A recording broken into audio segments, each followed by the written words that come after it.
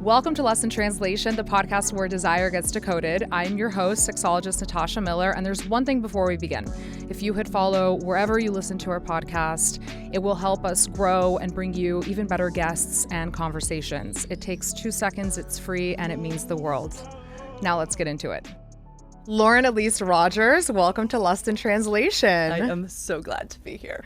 So am I. I know that you live in Central Virginia, so I was able to catch you during one of your trips to New York City. I'm really grateful for that. Thank you for inviting me, and I'm really glad to be here and support this incredibly juicy podcast. Thank you. So for those who don't know, Lauren is a certified holistic sex educator and embodied intimacy and relationship coach. Well done. Nobody ever gets that out in one breath. That's such a good job. I mean, it takes one to know one, too. And you actually have a very interesting origin story. You grew up in a very evangelical Christian household. Jerry Falwell, who is one of the leading figures of the modern Christian right and also of the moral majority, which for those who don't know is a conservative political group. He married your parents. Tell us what that upbringing was like within purity culture. You know, what's so fascinating is I often like to say that I literally live in the belly of the beast. You're exactly right to sum it up like that. And when you've been raised in that type of a world, you don't even know that that's what you're existing in. So it was so funny, fast forward years later, to go to school and hear about things like a purity culture. And I literally went, oh, that's what I was inside of. That's what I was in. So yeah, let me give the audience a little bit of a picture of what it's like to grow up inside of this system. So I was homeschooled, number one, and I am thankful for the benefits that homeschool gave me in that I was able to participate in the arts. I was very creative. Musical theater was my background, that type of a thing. And so in so much as I had the creative freedom, it was fantastic. Yeah. But the true reason we were homeschooling was this idea of protection from the outside world. Right? Yeah, which is very harmful. Very harmful, very insular, lack of connection with peers, lack of connection with other trustworthy adults. Yeah. Which I think is, in retrospect now as a parent myself, one of the most harmful things is that our children aren't getting to see other adult human beings who are making ethical, values-aligned choices for themselves. Right. And so are understanding out there evil, in here safe good. Right. So I was raised, yes, at the height of the Joshua Harris purity culture movement, books like I Kissed Dating Goodbye. I had an anthology on courtship, no joke, that was 458 pages, that was all about going back in time to this idea when your father was the protector of your heart, and he would give you to your husband, not just metaphorically, like some of us walk down the aisle. No, this was legitimate. I was taken to a purity ball. I was given a purity ring, and I was told that my heart belonged, my body belonged to my father until my wedding day, when I was to be given to my husband. Some raised inside of purity cultures were like, this is a little weird. I, on the other hand, were like, this is lovely. This means I'm going to be the best of the best of the best. I am going to check every box that they give me. I'm going to do this right. So. Yes, the good girl. Oh, yes, the good girl. Now we know so much about me, right? This, an overachiever. I will be the best. Mm-hmm. And so, yeah, never, Natasha, never. There was never a moment where I thought, this is weird. No.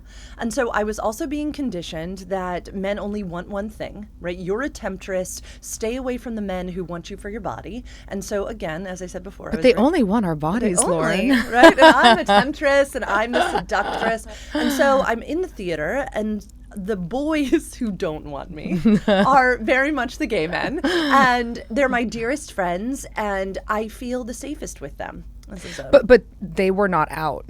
No. Because it was Central Virginia. I mean, it was theater within a Christian community. Yes, please understand. Yeah. Right? One of my dearest and closest friends lives here, and we talk all the time about the things like he really wanted an American Girl doll for Christmas, and his family would say, yes, you can have it, you just can't tell anyone. This is the world in which we grew up in. I mean, I'm impressed that parents even said yes to the doll. It's lovely, except it creates a very confusion. Of course. Into the brain. So we fast forward a little bit. 21, I have set my sights on this man. He's 7 years older. I have become absolutely necessary to his functioning. And I have made him need me, which also growing up inside of this hemisphere is this understanding of a woman's role, right? Right. These gendered norms, which is to be in the home, to bake, cook, have babies. And so this is me, everyone. Like, I have always been like this.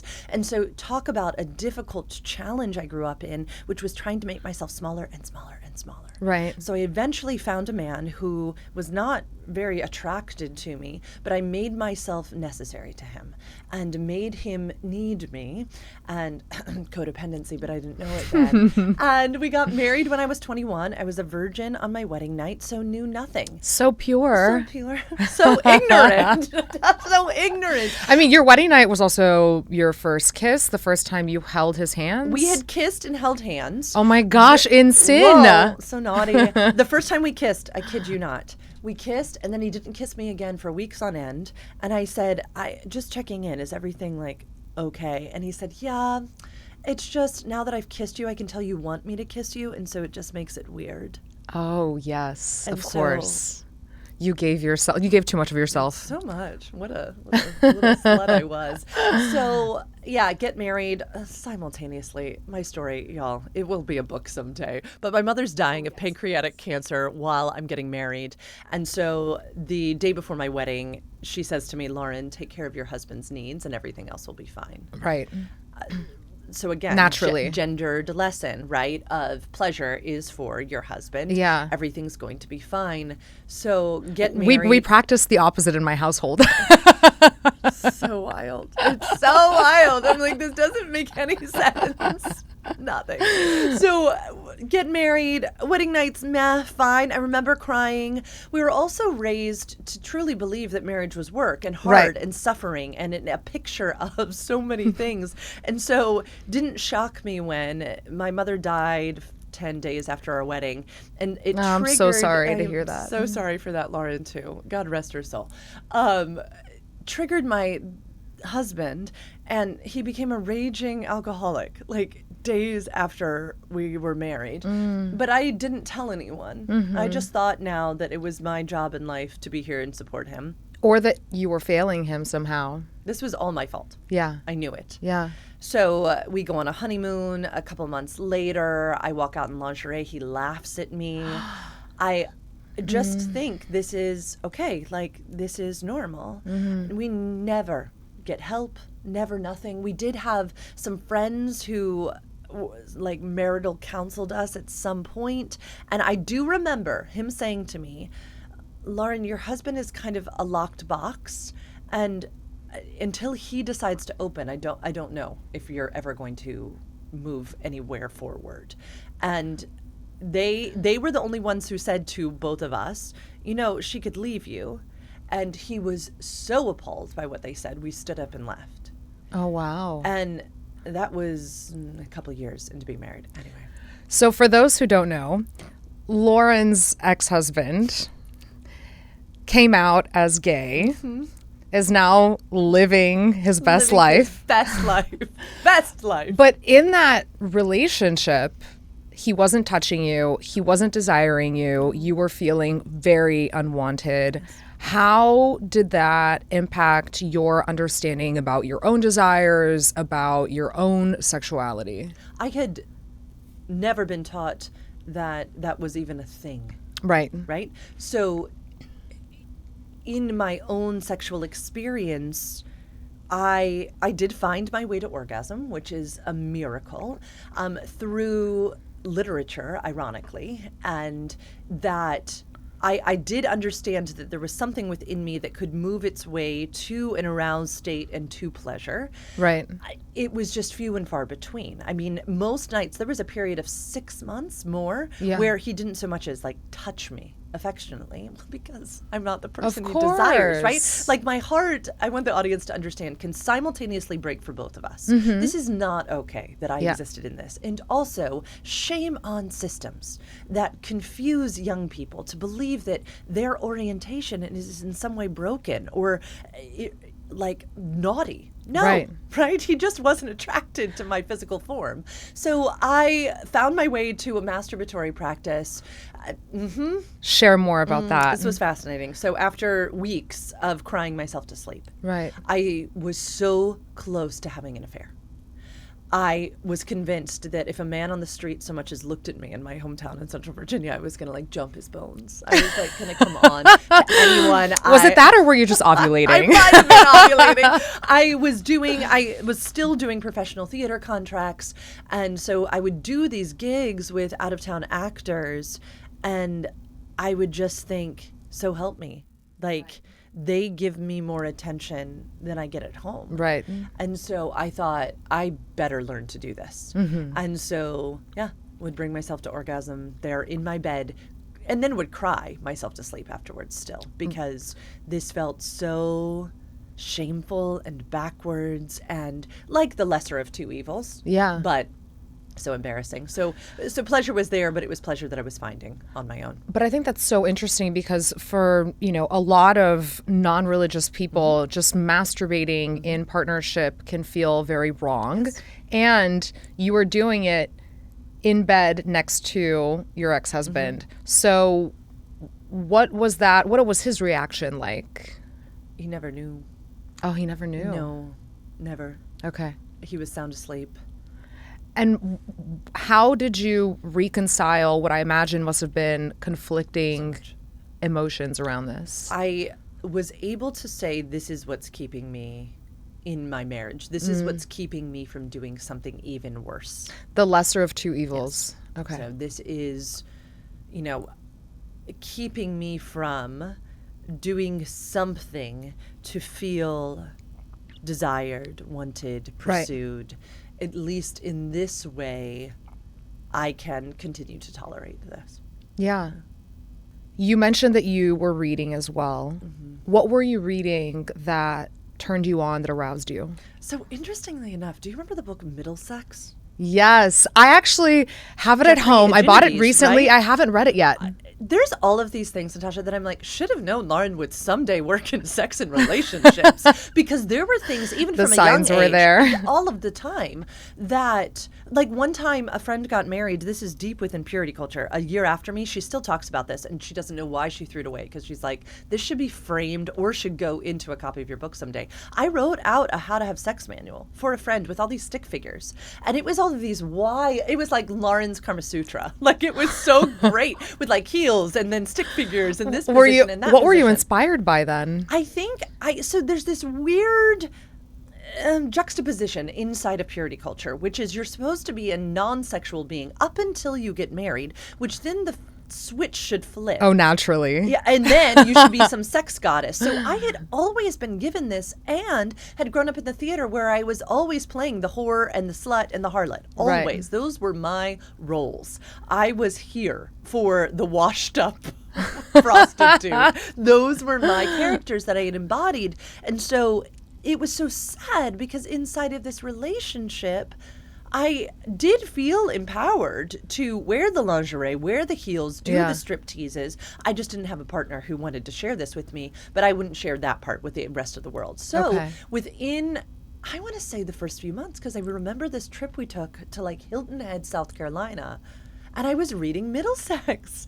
And incredible book for those who haven't read it, that is talking about, like hermaphrodites and different genitals and different forms of arousal. And I was highly turned on by this book and so moved. And it was that book that brought me to my first orgasm. I was in a sexual scenario with my gay husband, didn't know it, but was able to move to peak arousal because of the subject matter that I was reading. So that, and then a lot of anyone who grew up also in pseudo purity culture might know of Francine Rivers' book, Redeeming Love, which was all about this biblical story.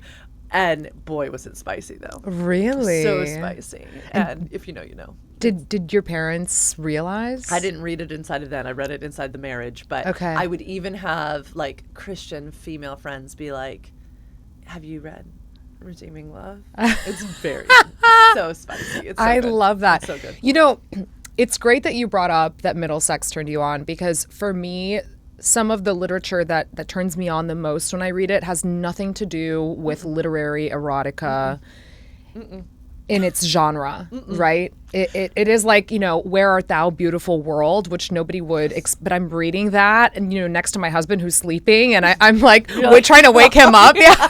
He's like, you need to control the kinds of books, because I need to wake up really early. I can't do this in the middle of the night. No, it's so true. I love erotic literature, and I will send clients to it, and there are platforms that we know and love that we support. And yet I am so moved by story. I am so moved by, text. I would definitely align as a sapiosexual, as someone who is turned on by someone's mind. Right. And so a story about, some form of sexuality always has and always will turn me on, even if it's not explicit. And it is I would say, a beautiful outcome of having grown up so repressed, is that I don't need a lot of stimulus. Right? Yeah. It's anything in nature. I am obsessed with Jack Morin's 4 cornerstones of eroticism. Right. And those would be, for the audience, longing and anticipation, violating prohibition, search for power, and overcoming ambivalence. I find that so many stories that arouse me are not necessarily a description of a penis moving into a vagina, or the way a clitoris is being stroked. That's lovely, but that is, I don't need that. I can have a great book like Middle Sex, which does have sexually explicit material. It's just beautiful. Highly suggest. But I mean, that's what I hear so often from women, and what I experience myself is that it's not like the genital stimulation that is turning you on, it is the buildup. Yes. And when I work with clients, it's very much about how can you bring that back in a long-term partnership where you do take each other for granted and you no longer create that seduction. Right? Jack Morin says that attraction plus obstacle equals excitement. Yeah. So necessarily, when we're inside of that courtship process, we are moving towards the other. We are overcoming an obstacle, which is inherently sexy. Middle sex is full of this. So is redeeming love. It is this idea of this wanton woman who keeps going back to her brothel and then is being chased out and pursued by this man who keeps pulling her out of her seductress ways. It's this obstacle again and again and again. And yes, in long-term partnership, hopefully we have found a healthy mate who allows us to find a level of homeostasis, a level of comfort and attachment that is good for us. Mm-hmm. And yet, it can be incredibly boring. And so finding ways, I say to my clients, to titrate back in that eroticism can be so juicy. And I find one of the best ways to do that is through what we're reading and finding out, wait a second, what was it about this that turned me on? A funny way my now very not gay partner and I play with this is I have been able to discover that idea of overcoming ambivalence definitely became my chief cornerstone of eroticism since, hi, gay men. Okay, from the time that I was 6 years old in the theater all the way through, I like to say my first crush, first kiss, and first husband, all happily gay now. And so it was so empowering for me to figure this out, because then I was able to go, well, wait a second. While that might be inherently erotic, that is not a healthy attachment. I'm not interested in, once again, partnering with someone who's ambivalent towards me. No. But if I'm in a frisky mood, if it's my evening time, like Tasha was just saying, and I am horny or ovulating or have been reading something, and I say to my husband, like, what you doing later? He will look at his fake watch and go, I don't know, honey. I don't know if I have time for you right now. And he'll simulate the obstacle. He will, and he will become this. And I'll tell clients and any audience listening that it is a pretend game between us that is so precious. It is not only is he understanding of my eroticism, right? It is in essence a shared sexual language. Yeah, and it's so fun. I love that. It's a game. It wouldn't work if it was real. It wouldn't work, but it is so so cute. In some days we'll try to like go a whole day without texting. We will put in these obstacles of ambivalence that leave me feeling like my engine is Right. like revving to get there, to be noticed by him. I mean, this is very accessible role playing. Right. Yeah. Simple. Really simple. I'll tell clients to get a Google Voice number. And in that Google Voice number, be more whatever your cornerstone of eroticism is, right? Be more naughty if it's violating prohibitions. Yeah. Be more ambivalent, right? Like, oh, I got to check my calendar. Not sure if I can pencil you in next Tuesday. Save it for this character who is really truly stimulated by, your cornerstone of eroticism. I understand in long-term partnership that we do have to feed the dogs and take out the trash. These are necessary things that do ease the mental and emotional load. I'm not saying stop supporting one another. That is not this. It is simply, how do we remember what was the draw to the other? Because usually it was shaped by something like purity culture or whatever it was that was a part of our upbringing. And I say to my clients, because I work with a lot who come out of purity culture, I refuse to shame us anymore. Yeah. It was not our faults that we were raised in this odd space and told that our bodies belonged to someone else. And the way that I give the metaphorical middle finger to these systems, to Jerry Falwell Sr., to Joshua Harris, to all of these folks who sought to control our sexuality, is by using it, by harnessing it, by figuring out, what you meant for evil, I am going to use for my pleasure. Thank you. I love that.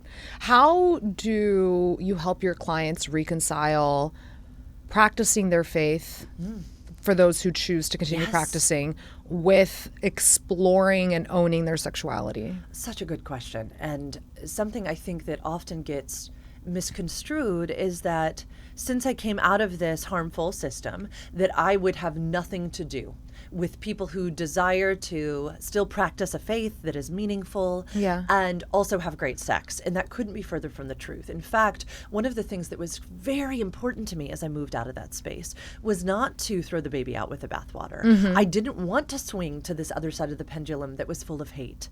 I really find that toxic. And I really, in school, I don't know about you, but we had to do a certain research topic where we were seeking to like support our own research bias, right? So I chose, of course, purity cultures and abstinence only until marriage education is always harmful. This is what I wanted to seek out.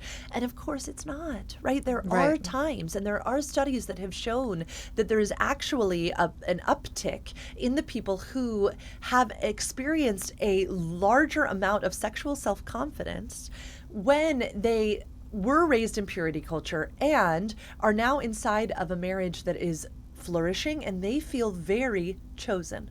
They're like, I am the bee's knees inside of this sexual relationship. What I also found is that those who were inside of a system that really did celebrate their faith, faith itself, spirituality, contributes to longevity, contributes to a greater sense of purpose, contributes to contribution in this world. And so it was very beautiful and humbling, and that's what this research project in school was supposed to do, to say, no, faith in and of itself is not harmful. And so I work with a lot of clients now who still adore their Christianity, their Judaism, you name it. Right. And what we work inside of that container to do is to begin to differentiate between embedded theology and a discerned theology.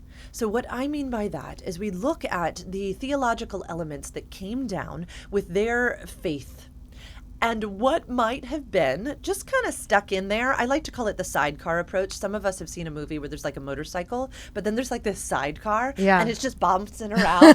Okay? That's like the sidecar theology. It's not exactly a piece of the faith origins. It is not in scripture. It's usually what some white man decided was a necessary part of the religion.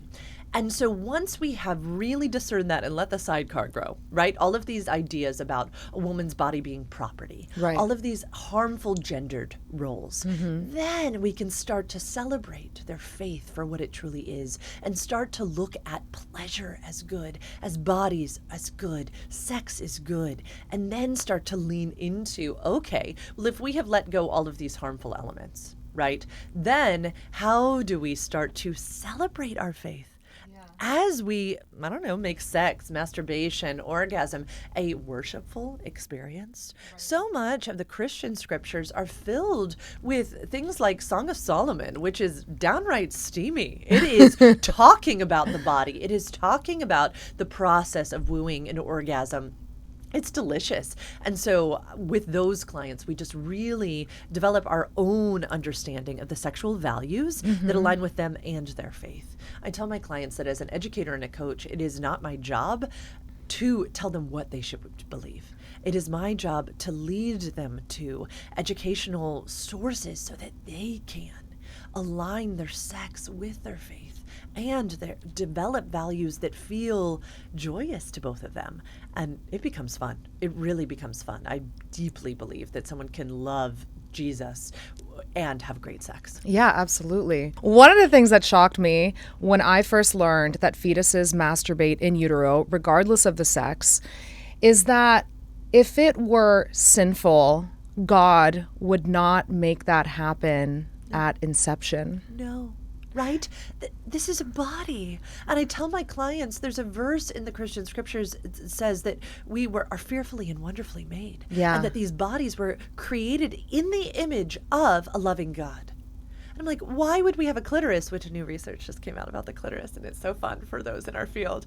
But why would we have a piece of our anatomy specifically for pleasure? Exactly. Specifically for pleasure. Only. That is the only purpose Yes. of this clitoris inside of someone with a vulva. Like, that doesn't make any sense to me. Yes, I do know that the penis stimulated can simultaneously create life and have an orgasmic experience. Wonderful. But tell me more about why we would have these clitorises if this loving creator, I've got goosebumps, didn't design this body to experience pleasure. 100%. There's some anthropologists, did you study this at one point too, that deeply believe that the clitoris might have actually been on the outside of the body, more accessible way before, a long time ago. And then as we needed to become more selective in our mates, Right. the clitoris moved deeper into the vulva anatomy, deeper inside, so that a person with a vulva and a person with a clitoris could choose a good mate, depending upon how well they could bring them pleasure. I do love this theory. Yes, I really so do I. I have actually never heard this theory, but one of the theories that I have heard is that women may have evolutionarily been brought to have lower desire compared to men because our cost of reproduction is so much higher. Yes. And so therefore we do need to be choosier about our mates. Yes, and it's the same type of theory that I use to promote this idea that it's not that we don't want sex, it's that we don't want that sex, because this also aligns with this idea that many of us were biologically programmed to draw a mate to us. Right. Right? And then use his body to procreate, use this stage of limerence, infatuation, the hormonal juiciness for about 1.5 to 2 years as he stood guard. I always tell my clients, imagine a caveman, right? He's protecting you in your vulnerable state of pregnancy and then postpartum when you've got to breastfeed this kid. And then, right, that hormonal compound, that stage of limerence goes away so that we could then draw another mate to us, that we are the more non-monogamous characters. And it is so cute because I tell my male-bodied clients all the time, I'm like, you're my caveman. You're like find woman, fuck woman, same way, rest of life. And they're like, yeah, is there something bad to that? And I'm like, there's not. There's truly not. But when we can embrace this idea that women are more inherently erotic, this goes back to what you and I were saying about literature. This goes back to how do we titrate in eroticism, that we are more selective and we are more adventurous and risky because biology, because anthropology. We were designed to go out and draw another mate to us in order to diversify diversify the species, that this is good inherently in us. I'm not saying that we all need to go be non-monogamous right now. You've had plenty of other guests who are very well versed in this. That can be great, but I also find that we survive better in pairs. And in groups. It is good for us as human beings to pair bond. And there are beautiful things. You and I study it and celebrate it that can happen in long-term partnership. I think it can be lovely. But to make us feel badly for how our eroticism works as women. Right. I mean, this is information that can obviously become misconstrued to whatever the individual's purpose is. Right. Yeah. Not here for that. Yeah, Not exactly. here for us, like, using this to support our case. Exactly. Well, like I need to go off and do this, or I need to go cheat, right? I need to go be deceitful. I am not here condoning deceit. Deceit destroys relationships, destroys them. Yes. What I am saying is that to embrace this understanding of ourselves as sexual creatures, whether it was that purity culture helped shape our sexuality, whether it was that, yes, this idea of being a person who draws a mate to us and then goes out and seeks another one in order to diversify the species. Well, this is all just knowledge that we can equip ourselves with. And then, we can read more books. We can turn ourselves on, right? Esther Perel is so big in saying, what I turn myself on when, fill in the blank. I turn myself off when, fill in the blank. And when we can understand that, well, then that becomes fun because it becomes less of a partner's responsibility, more of our own understanding of ourselves. Absolutely. And then however we were raised, right? I have folks all the time who are like, wow, I can't believe that you were raised how you were and you now do this.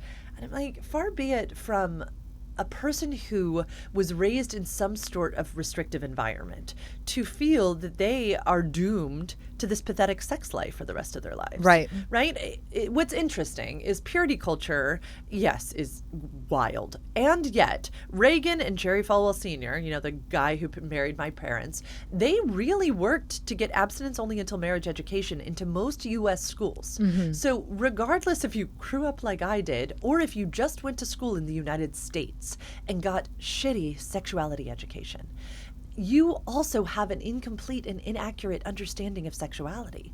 And so none of us need to feel ashamed of our pathetic upbringing. Yeah. We all can. Not everyone is going to become a Natasha or me. Not everyone is going to be as nerdy as us. That's fine. And yet I do believe that all of us can thrive sexually. Absolutely. It breaks my heart when people go, well, I should be better. I should be able to figure this out on my own. I'm like, why? Yeah, I mean, one thing I like to say is that our sex education is like going to a cooking class and learning how to prevent salmonella rather than making a delicious dish. Exactly. Right? And so why would we have only gone to cooking class in high school, okay, where all we learned how to is prevent salmonella poisoning and like maybe how to clean the counters and, maybe how to put a apron on. Right. Okay. And then why would we feel poorly when then we couldn't open a restaurant? Exactly. Or no one came to our restaurant or no one liked our food? Well, no, we wouldn't feel poorly. We would go to cooking school as a grown-up, or we would hire a chef, or we would ask a friend who cooks really well, or we would get a fucking cookbook. Exactly. Right? Or we'd watch the Food Network. There are so many ways for us to improve our cooking skills. Such a good analogy, friend. Such Fabulous. There are so many ways that we can improve our cooking skills that are not shameful at all. At all. No one would say, well, shame on you for buying Ina Garten's new book, right? No one would do that. We would say, oh, that's so fun. I'm so glad that's interesting you. And yet, it's such a perfect analogy, too, because not all of us are going to write a cookbook. Not all of us are going to enter into that educational space. And yet we know that if we want to cook better, if we want to know how to make a stew, we should read a recipe. Yes. We should find a blog. Yeah. And yet so many of my clients, and I'm sure you see the same, are filled with such inherent shame and guilt that they're not doing this better, they don't know more, that they feel behind, that they feel broken. Absolutely. It breaks my heart. I want to share an anecdote. I recently worked with a couple, one of my favorites. They actually grew up in the church, the husband more so than the wife. And he was very well aware of the shame that he carried because of his evangelical upbringing. But the wife, because she wasn't as inserted into the church, she didn't realize how purity culture impacted her experience of sex. And rather, they had a very limited repertoire of activities that they did during sex. And after the 3 months that we worked together, a whole new world opened up, and it was just so beautiful to see. But I'm wondering, for you, working with your clients and having experienced purity culture yourself, to which point do you realize that someone might just be tapping into religious values versus actually carrying that purity culture? Because she did not realize that that was part of the shame that she carried. Yes. So beautiful. I want to name this at some point in my research. I found this term erotic plasticity. I was going to ask you about that. Okay, so I love this term. So let me explain because it works into this one.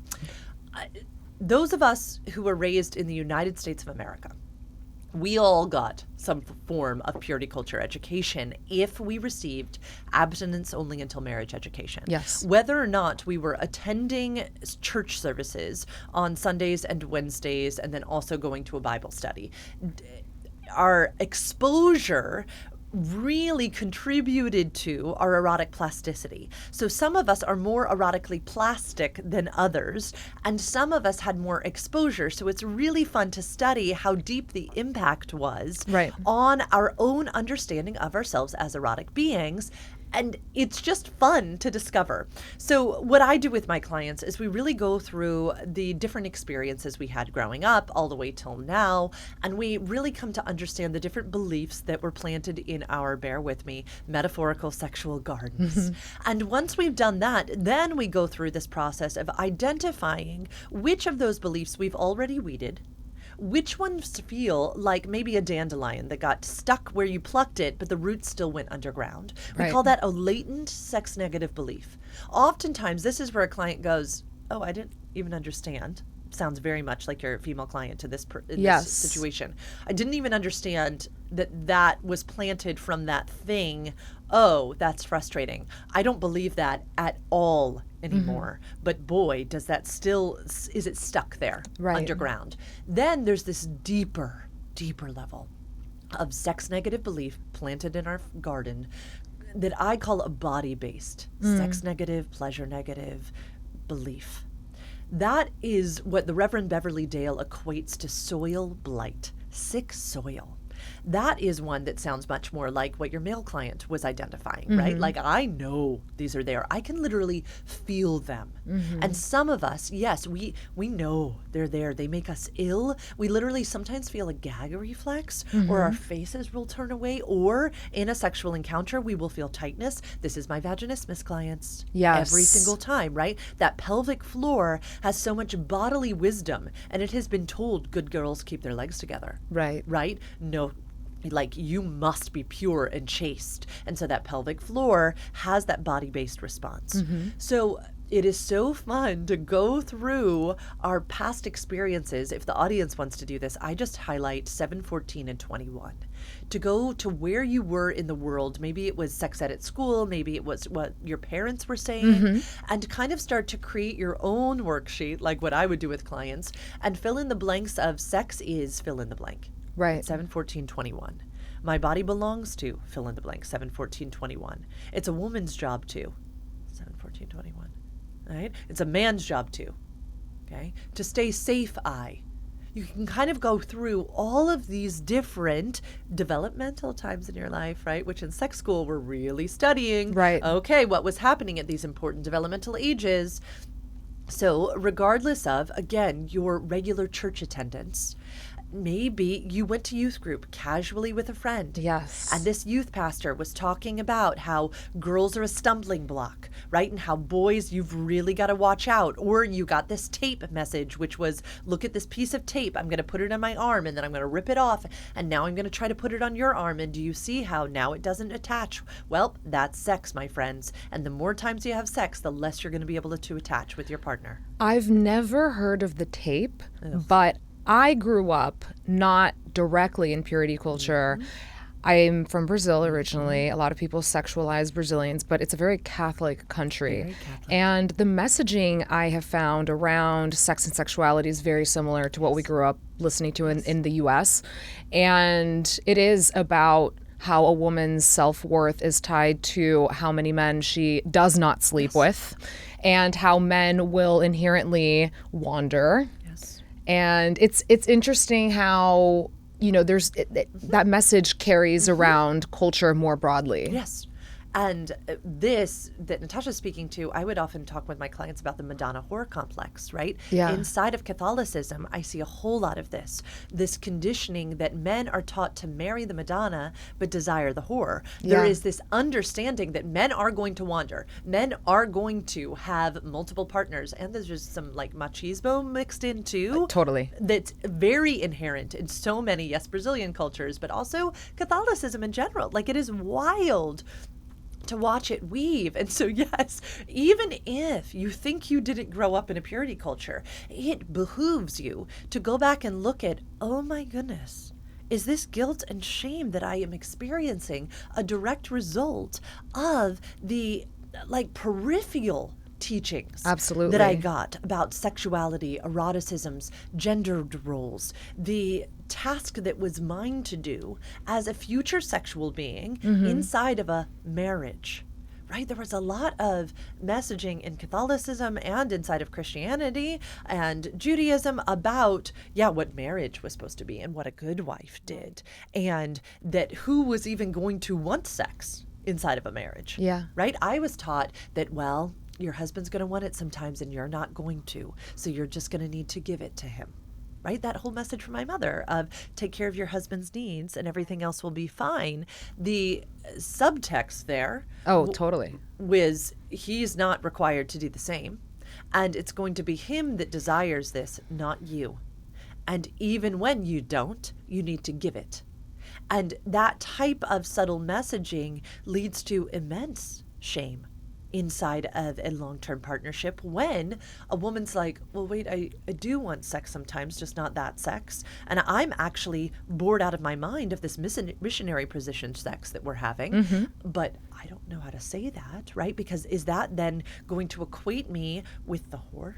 Oh, absolutely. If you enjoy sex or if you want to explore sex, what does that say about you? Nymphomaniac, right? And also people just don't have the vocabulary or even the knowledge of what other kinds of positions there could be. Maybe you might have seen something somewhere at some point, but you just don't know what are the options that you have. Or a toy. Yeah. And I see this with a lot of my clients, I'm sure you do as well, that there's some belief that if a man can't satisfy his wife, right, that something is wrong with her or something is wrong with him. And toys have somehow been equated with some disgusting, vile piece of, what are we calling them in Texas? Erotic. Oh, there's a wonderful name. Yeah. Erotic corruption. Obscene devices. Obscene devices. And yes, an obscene device. And I would say that's one of my most joyous things. I love how Dr. Laurie Mintz talks about in Becoming Clitorate, embracing a sex toy as almost as if you're going to go play in a pool together and somebody brings a beach ball. Yeah. When you leave the pool, you're not looking at your beach ball adoringly, being like, beach ball, thanks for coming with me today. Really enjoyed playing with you. No, you're turning to your partner or your friends being like, thanks for bringing the beach ball. That was so fun to play volleyball in the pool. Thank you. Can we do this again sometime? It is a toy. It is wonderful. It complements the experience. Totally complements the experience. This is not a replacement for a partner. Not at all. Yeah. And also, once we more deeply understand the anatomy of the vulva, of the labia, of the clitoris, of, yes, the fatty tissue, of so many of the things, that are just part of biology, then we can go, oh, no penis is ever going to be able to vibrate at the same rate of a vibrator, nor should they need to. This can be a part of a shared experience. Totally. And a part of the variety of stimulations that you receive. Yes. Yeah, of course. No, and some of my clients fear that, if we use a vibrator, does that mean I'll become dependent? And I'm like, only if that's the only thing you ever do. Exactly. And I love how some of our colleagues will call it going acoustic, right? Like, it's okay to have like an acoustic night. I find it so chic. Acoustic. Acoustic. And just embracing, though, that especially the clitoris might need longer to become more fully aroused. Yeah. Because the stimulation is not as great. Well, then, wonderful. I say all the time, back to your cooking analogy, that, somewhere where we pop in and get a salad, like a chopped idea or a kava, where we're going to go through and get a quick salad, that is a wonderful way to nourish our bodies. Wonderful. Yeah. It is not in competition. Chopped and kava are not in competition with a 5-star restaurant. They are not in competition with a meal where you're going to sit down and enjoy a long, luxurious, like 5-course dinner, where you're brought one small plate and then another. And to me, that is the different sexual experiences that are right to enjoy. If we want to have a quickie, great. If we want to pull out that vibrator and have a juicy solo sex practice, wonderful. Yeah. Embrace it. If with a partner we want to mutually masturbate, great. That does not need to be a threat to a long, slow acoustic night. That can be a wonderful precursor. That could be what we have time for because we finally got the kids to bed. Yeah. But next weekend we have more time to be more luxurious. I'd like to say all the time that pleasure begets pleasure.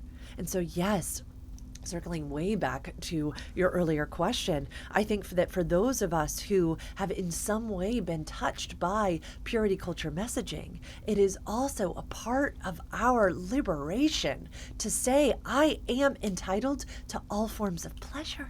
All of them, whether it's a quickie or a whole weekend away with my partner, we deserve all of it. And part of kind of pushing aside this old rhetoric is that no, sex looks one way, and sex is for one type of person, and sex is inherently procreative, not relational or recreational. No, we get to have orgasms and pleasure and abundance, whatever that looks like. Yeah. And to say it's got to look just like this just is a horse of a different color. I will also say shame on some of the spaces where it's like a tantric sex space or a sacred sexuality space. I am there for those spaces, but they can tend to swing to my same religious upbringing of, well, true sex looks like this. And I'm like, you back off, brother. Like, that sounds a whole lot like the same narrow pathway that I was given. And is it everyone's birthright to study Tantra, to study sacred sexuality? Yes. Do I want everyone to be able to have these like very awakened orgasms that, go on for days? Sure. But I also work with parents where it just wouldn't be safe if we were off having a like days-long orgasm. Exactly. No. All of my clients are parents, by the way. Mm-hmm. Like, I have a 15-year-old. That's not going to work, right? Yeah. Like, no, they've been sharing a suite with us in our hotel while we've been here in the city. It wouldn't really be at all aligned. Absolutely. For me to be like having these like multi-orgasmic experiences in the suite, in the room next door. No. Did she wink when she saw like my mod vibe on my bedside table? Yes. And she said, and I said, you go about your day. It's there because pleasure is my birthright. But it is not something that is developmentally appropriate for me to be like exposing my child to my wild orgasms in the next room. No. Also, it's not going to fit with my life in this season. But no one else gets to gatekeep pleasure anymore for me or any other purity culture survivor. Yeah. Well, what I find fascinating is that research has shown that women get more bored in monogamy than men do because we haven't been given the space to really connect with our own desires and with our sexuality because of our social conditioning. Yes. And we actually feel a lot more open to sexual exploration within a long-term relationship or a marriage because we feel safe. That safe container provides the space for erotic risk. But men often associate taking risks and exploring outside of that relationship because of the Madonna whore complex that we were brought up with. Yes. Isn't that ironic? It's so ironic. You just preach into the choir. I'm like, yes, yes, right? This idea of how much we crave adventure and risk and how much that is supported by the safety that we are provided in long-term partnership. Yes. I will look at the men that I work with inside of a hetero married dynamic, and I will say, you should feel proud of yourself. And they're like, why? She doesn't want sex with me. And I'm like, no, she feels safe with you. Yeah. You have created the very environment, makes me cry, that nurtures her eroticism. And if we can celebrate that, if we can come to understand that no, your greatest role inside of chosen monogamy is to create this container of safety that allows her to, oh my God, become the incredible erotic being that she is, not to view it as some marker that she is bored with you and doesn't want you. And no, yes, that's Madonna whore complex. Yeah. Hi, right? No, she's not going to be content with this on her back form of sex that is purposefully designed to provide you with orgasm. Yeah. No. And it is not her nor you. It is the scripts we were given. Yeah. They are inherently created to support a male-bodied person. I like to talk with my clients about the structure of marriage in general, right? It was meant to help us pass property down. And that's not wrong. Right. It's just a fact. And lineage is beautiful. Legacy is beautiful. Yes, children are amazing. I am here for it. But when we look at that, was the purpose of marriage, not to promote healthy sexual connection for the rest of time. Oh, okay. Well, then great. Marriage is here. Now, how do we nurture eroticism? And yes, I find the same thing with my male clients, that they're almost heartbroken because, well, to them, they did have their years of sowing their oats. They did have their years of going out and getting laid and getting women into bed, right? This rhetoric is so interesting. I was challenging a client of mine the other day because he said, if you listen, you know it's you. He said, I don't think he is newly divorced. And we are working on dating. We were working on discovering what led to his divorce, these types of things. And he was mentioning a woman that he met on a dating app. And he said, quote, I do not think it will be difficult to get her into bed. And I did that, except kindly, because I'm not going to do that to him. I adore him so much. We've been working together for years. And I said, can I provide a thought on that way you use that phrase? Yeah. And then we talked about how that is putting women into two categories. Those who are the whore and easy to get into bed, and those who are the Madonna. And still inside of his body, and he is Jewish, and so was raised with some of this teaching, but not a lot. Like your female client that you were talking about earlier, he wouldn't have said, oh, I'm a purity culture survivor like Lauren. Right, no, of course. No, but he has been so programmed to marry and to date a certain kind of woman. Exactly. And to get a different type of woman into bed. And so those two don't often align, but they can. And that's our But they can. I have fun. That's where we have so much fun of saying, but what if? Yeah. Right? What if we could say that was a construct? That was a construct that kept male-bodied people in power. That was a construct that said sex is to be pleasurable for this type of person. But what if instead we said, your marriage is beautiful and long-term partnership is phenomenal, and actually the World Health Organization says that sexual health is fundamental for the well-being of individuals, families, and communities. And when I tell my clients that and I say, actually, it benefits your kids for you to have great sex for the rest of your lives, and it benefits your friends, and it benefits your extended family and your communities. well, then isn't that like the most glorious work that we could be doing? Yeah. When I look at our entire globe right now that's suffering, I look at, well, if we were all having better sex, if we were all learning how to communicate what we need, want, and desire, if we were all understanding that it is not inherently selfish to be able to put forward our sexual wants, our erotic wants, well, then we'd probably do a whole lot less taking and pillaging and being like, mine. We'd probably do a whole lot less othering of saying, oh, well, those people. Right? Yeah. It's that same idea of, well, this is holy, that's yucky and sinful. No, it's our programming, it's our conditioning, it's our scripts that have really confused us. And we owe it to ourselves to really dig through and be like, wait, is that affecting the sex I have with my wife or my husband? Is that affecting the messages that I am now giving to my teenage kids? Well, I actually want to talk to you about that. Because you have a 15-year-old daughter.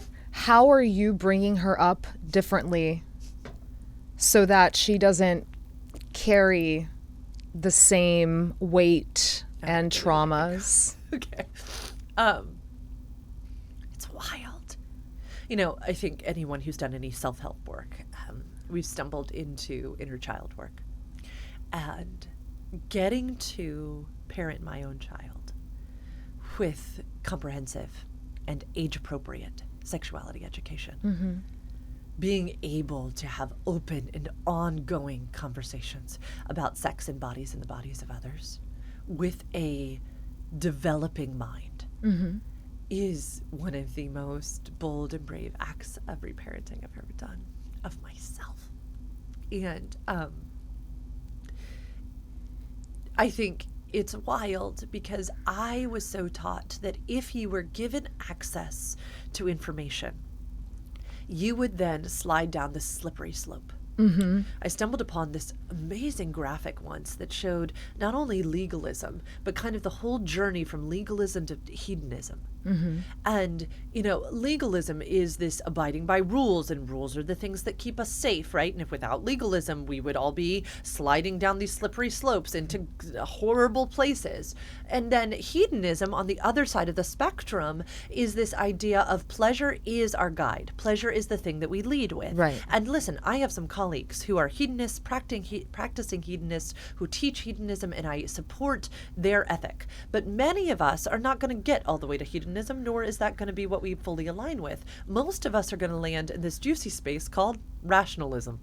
Really boring. It is this real big emphasis on informed decision making that supports this understanding that young people, Yes. if given scientifically and medically accurate information about their bodies and the bodies of others, about things like orientation and gender, about things like gender roles, about things like reproduction and intimacy and sensuality, about things like identity, that given this information, they are able to choose for themselves.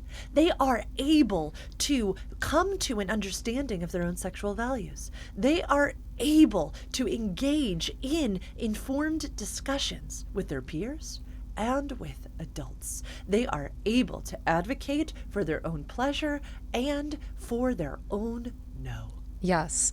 And we have been taught to believe that if young people receive comprehensive sex education, they're going to be more promiscuous, they're going to take more risks. But the research has consistently shown it's the opposite. They take less risks, they make more informed decisions, and they actually wait longer to engage in sex. I wish I had my 15-year-old here. We could slide her in. We're going to bring her on next time. She would be able to say this so clearly. She just got out of one of her first serious relationships. She's a sophomore in high school, for those trying to gauge where she might be in her life experience.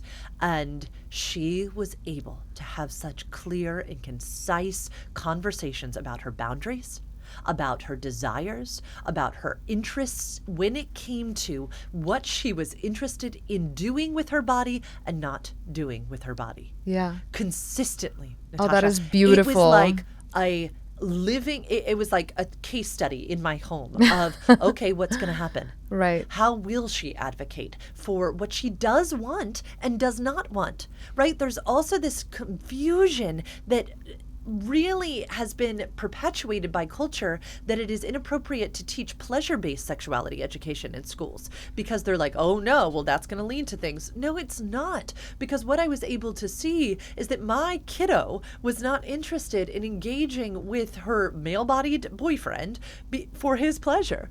You know, she was like very aware. That's very powerful. That masturbation is the thing he has access to, right? Yeah. He doesn't need her body, right? No, she was not interested in engaging in sexual acts of any kind with him and consistently said it. Yeah. No, what research shows, friends, is that the want for, the desire to move to penetrative penis and vagina intercourse starts at about age 21. There is a lot of research that supports, yes, hand jobs, oral, touching, fingering, exploring, so many other creative things that stir in our bodies. And of course, like any scale, if the average age is 21, then that means that there are many who are interested in younger, and then there are many who are interested in penetrative intercourse later. Right. But if 21 is the median age, well, then that's interesting because we have so many middle schoolers and high schoolers engaging in sexual behavior that was not wanted. That was simply because they were ignorant to what it actually is. Yeah. Right? What abstinence only until marriage education provides is riskier sex. Right? This idea of, no, we weren't prepared. We didn't have condoms on hand because having condoms on hand would assume that I was preparing for this. No. What we see when things like, yes, my vibrator that's on my bedside table, when my daughter has access to any vibrator that's in my home office, right? She has access to every text on my shelf. She is understanding of her own right to pleasure. She doesn't need some teenage boy. She doesn't need some teenage girl to awaken her understanding of this. Right. This belongs to her. When she is desirous of moving into that, great. We talk about it all the time, that there is no shame embedded in that desire. If she wants to move through that and towards that, then we have some conversations to have. So she also just got her learner's permit, and this is a perfect ending to why I think that it is so empowering and what I am supporting her in. She just got her learner's permit, and in order to have a learner's permit in the state of Virginia, you're in driver's education. Once you're in driver's education, you also have to pass several tests to understand, are you safe to operate a vehicle? Well, then once you get your learner's permit, great, she passed. Now you've got to do 45 hours of driving with your parents. And I'm like, wouldn't it be great if you had to have 45 hours of ongoing conversations with your parents about sex and bodies and the bodies of others? It would be beautiful. And so I am seeing her come to this understanding with herself of, if I am desirous of more intimate acts with my body, all that means is we're going to need to talk about different STI protections. We're going to need to talk about different birth control methods. We're going to need to have conversations just like we're having in driver's ed, if that is something I want to engage in with my body. So it has been revolutionary, and I love that. So that is wonderful. so inspiring. Thank you. It's the best. Lauren, we're going to have to do a part 2. Yes, please. Thank you so much for coming on to Lesson Translation. I am so glad to be here, and I am so thankful for your work in the world. Thank you for listening to Lesson Translation. If you enjoyed this, please hit follow wherever you listen and leave a review. It helps more people find us, and it means everything. See you next week.